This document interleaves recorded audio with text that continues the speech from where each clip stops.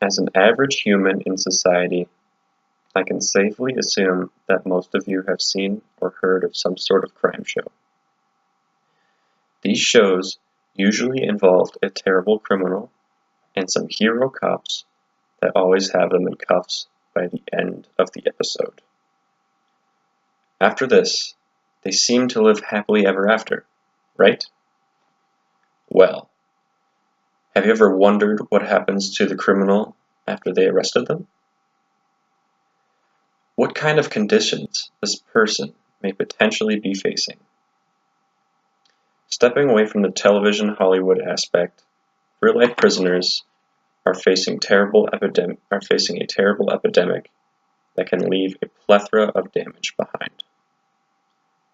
This problem is so great, in fact, that it is affecting this country at a national level, and could be affecting the very people I'm addressing this to. This problem is widely known as the prison overpopulation problem, and it is leaving a devastating scar on the face of the National Prison and Correctional Program. Now, there are multiple problems to address involving this topic. The first being that this topic is putting a huge dent in the pocket of the United States government itself, and essentially, you as well. Ever wonder where our taxpayer dollars go? Out of the $5.4 billion in budget-exceeding taxpayer funds, $613 million are going straight to employee benefits involving prison and incarceration centers and facilities in 2016. This not only essentially wastes our precious funds, but it also leads me to my next issue involving prison overpopulation. This next issue that I am referring to is the fact that employees are being continuously strained due to working at an overcrowded prison. What is meant by this is that employees are forced into doubling their hours just for maintenance and post-work. A gleaming example of this is the Pueblo County Prison in Colorado.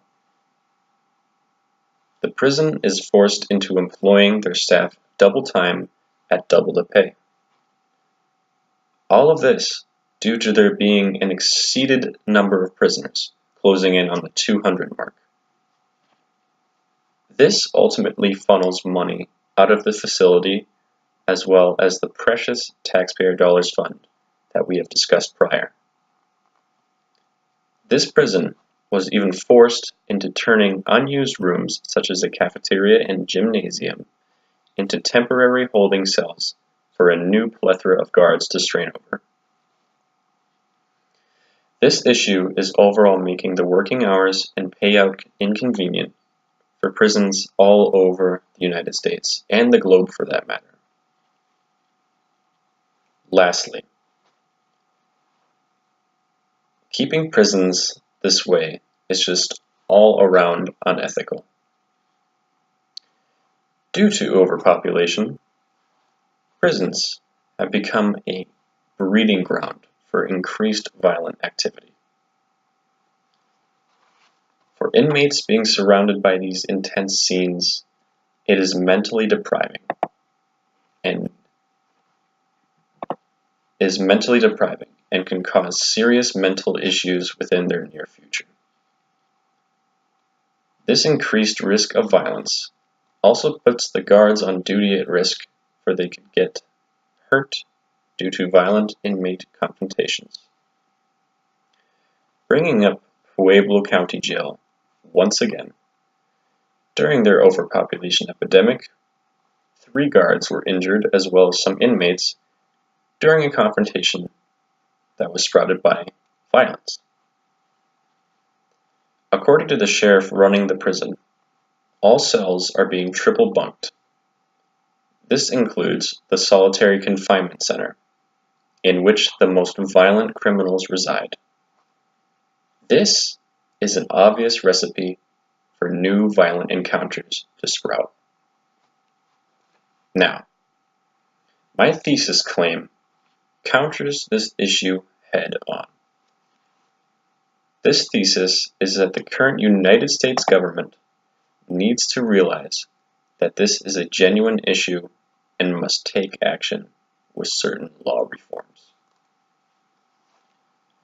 The types of reforms that I speak of involve the government establishing laws in which nonviolent crimes are not sent to prison immediately, but to places in which they can learn to not commit the same crime again. For example, a person charged with drug possession can be sent to a rehabilitation center rather than straight to a prison in which they could experience the mental straining and violent encounters, as discussed before. A majority of the arrests leading to jail time in recent years have mostly derived from probation